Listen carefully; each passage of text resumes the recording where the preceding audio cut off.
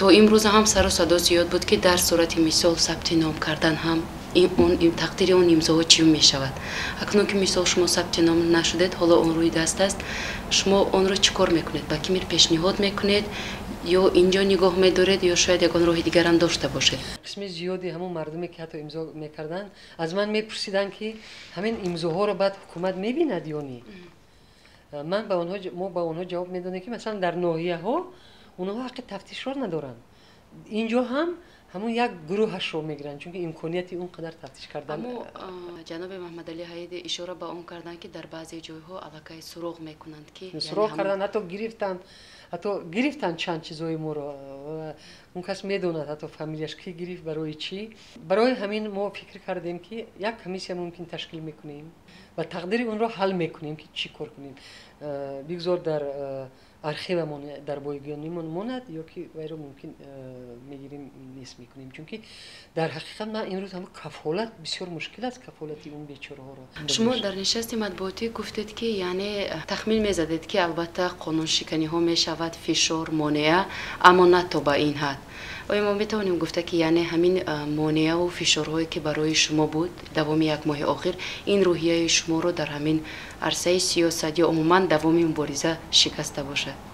من دلم به اونها میسوزد، با این حکومتدارا دلم میسوزد. برای چی با حکومتدارا؟ برای اینکه اینقدر ناتوان بینن، اینقدر میترسن. چه ضروریت داشت؟ من باز میگم که یاری اونها برای من در کار نبود، فقط به من امکانیت میدادن. وقتی که مثلا ببینید که وقتی که حکومت زور است و هیچگاه به خودش روا نمیبیند که حقوق یک نفر رو ویران کند. ببینید که من نمیدونم که ترسی اونها از چی بود. تمام ساختارها در دستشون است.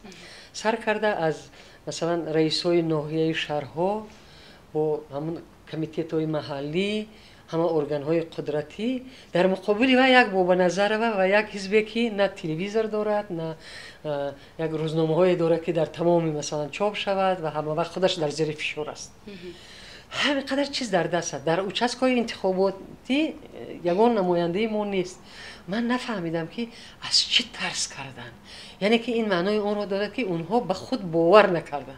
اگر باوری میکردن که در حقیقت اونها غلبه میکنن، این کارا اونها روان نمیبینن. اکثر کارشناسا با اون اشاره میکردن که یعنی از همین قدر نامزدی که هست یک رقیب اصلی هست و بیشتر از شما نام گرفته میشدن، چون در تمام برآمدهایتان موقعیتان روشن بود.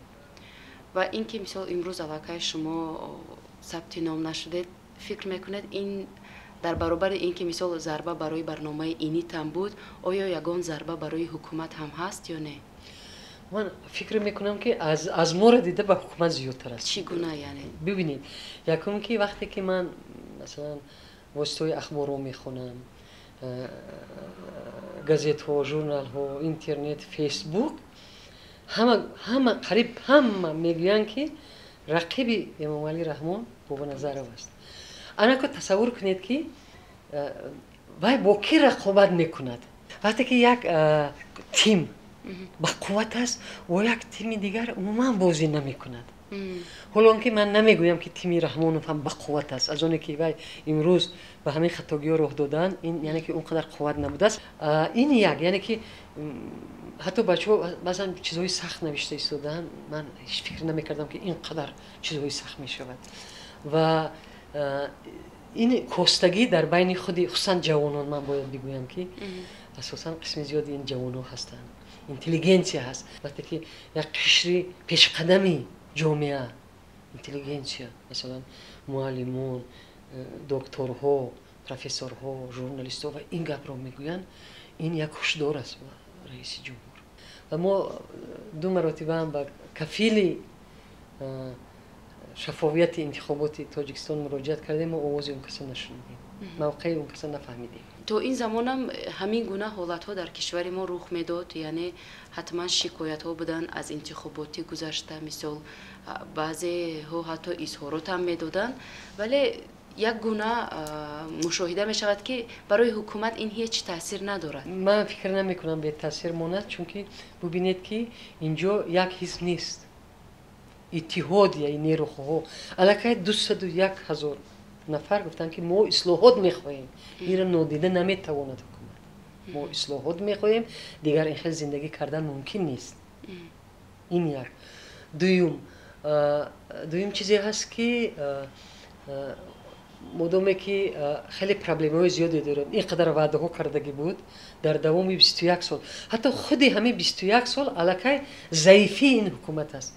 وقتی که من در یک برآمد من گفته بودم که وقتی که 21 سال یک نفر در سر حکومت میشد و پرابلم حل نمیکند و پرابلم خودش ایجاد میکند. شما هم تو امروز با دادگاه شکایت بردید، برای رئیس جمهور مراجعت کردید، اما اون به نتیجه ماند. شما چی کار میکنید؟ یعنی شما مرحله های حقوقی رو تجربه کردید ولی مشاهده میشود که آنها به نظر نگرفتن، یعنی جواب نگفتن. من مثلا میدونستم که حتی سود پنسیونی چه قرار میبره، اینو میدونستم، اما یک پروسیدور میگن هست که وقتی که اگر این کارا رو مون نکنیم ما مراجعت به دیگر جا نمیتونیم. از تشکیلات خارجی که میگن که اول همون پروسیدور داخلی رو گذاشتن در کار. شما در آینده تصمیم دارید؟ بله، ما میخواهیم که به همون چیزی که در همون قانونا نشان داده شده است ما میتوانیم که به بعضی تشکیلات‌های بین الخلقی حقوق بشر مثلا به تشکیلات ملل متحد به همون بعضی ساختارهای و که این مسئله ها میتوانند مثلا ببینند ما حتما مراجعه میکنیم. فرض کردیم انتخابات گذشت، حکومت آینده معلوم گردید، به شما پیشنهاد کنن یعنی برای همکاری، برای وارد شدن به حکومت شما قبول میکنید؟ اگر من فکر میکنم که نه، برای چی؟ برای اون که در اونجا همه راست میستد و نفر حتی همون در سیاست گفتن که رحمان الटरनेटिव्ی ندارد. اما میگویم که نسبتی رحمان هم هزارها الटरनेटिव هست، نسبتی بابا نظر هم هزارها الटरनेटिव هست، یعنی که دیدی من دیگر است، در اون کمند من نمیتونم. یعنی شما جای خودتون رو اونجا نمیبینید؟ من نمیبینم.